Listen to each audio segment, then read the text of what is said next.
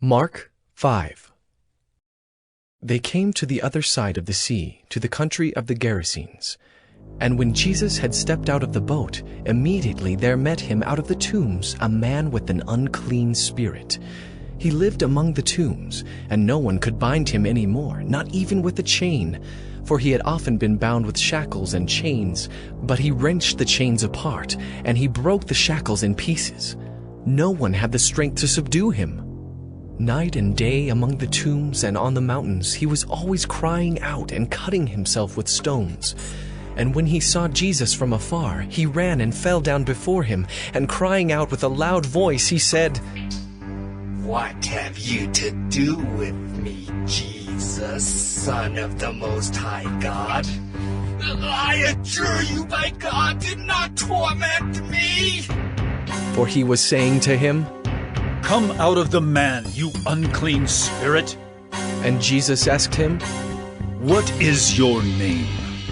He replied, "My name is Legion, for we are many."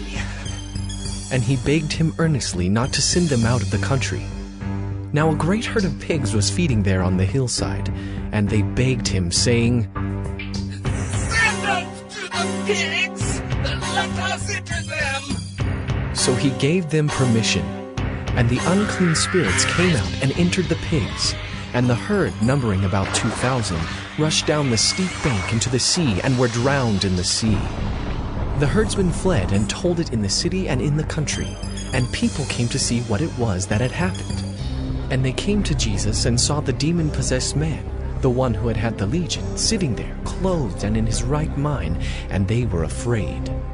And those who had seen it described to them what had happened to the demon-possessed man and to the pigs. And they began to beg Jesus to depart from their region. As he was getting into the boat, the man who had been possessed with demons begged him that he might be with him. And he did not permit him, but said to him, "Go home to your friends, and tell them how much the Lord has done for you, and how he has had mercy on you."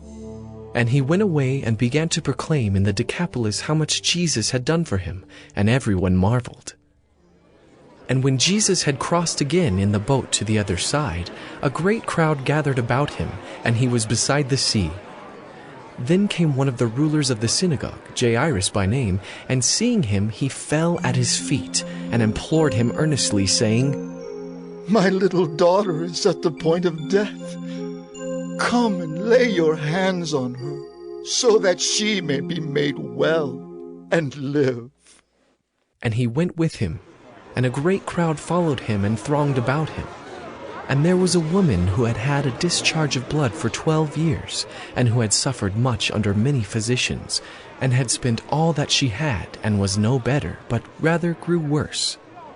She had heard the reports about Jesus and came up behind him in the crowd and touched his garment. For she said, "If I touch even his garment, I will be made well." And immediately the flow of blood dried up, and she felt in her body that she was healed of her disease. And Jesus, perceiving in himself that power had gone out from him, immediately turned about in the crowd and said, "Who touched my garments?" And his disciples said to him, "You see the crowd pressing around you, and yet you say, 'Who touched me?'" And he looked around to see who had done it. But the woman, knowing what had happened to her, came in fear and trembling and fell down before him and told him the whole truth. And he said to her, "Daughter, your faith has made you well. Go in peace and be healed of your disease."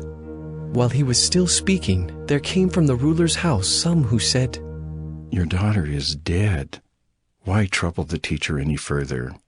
But overhearing what they said, Jesus said to the ruler of the synagogue, "Do not fear, only believe." And he allowed no one to follow him except Peter and James, and John, the brother of James. They came to the house of the ruler of the synagogue, and Jesus saw a commotion, people weeping and wailing loudly. And when he had entered, he said to them, "Why are you making a commotion and weeping? The child is not dead, but sleeping." And they laughed at him. But he put them all outside, and took the child's father and mother and those who were with him, and went in where the child was. Taking her by the hand, he said to her, Talitha Kumi, which means, little girl, I say to you, arise. And immediately the girl got up and began walking, for she was 12 years of age. And they were immediately overcome with amazement. And he strictly charged them that no one should know this, and told them to give her something to eat.